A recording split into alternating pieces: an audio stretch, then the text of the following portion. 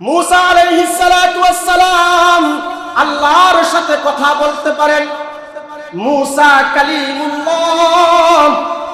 রৌদ্রের কারণে, রৌদ্রের তাপে বৃষ্টি হয় না।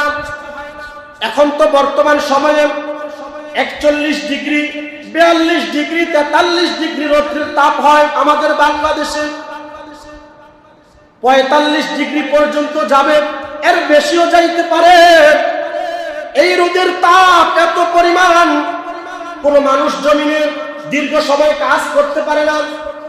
গোসল করতে যায়, গোসল করতে গেলেও গরম, খাইতে যায়, খাইতে গেলেও গরম।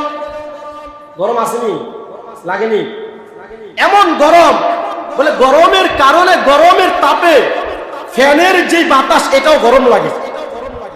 গোসল করতে যায়, গোসল গরম লাগে। পানিতে গোসল করতে যায়, এটাও গরম লাগে।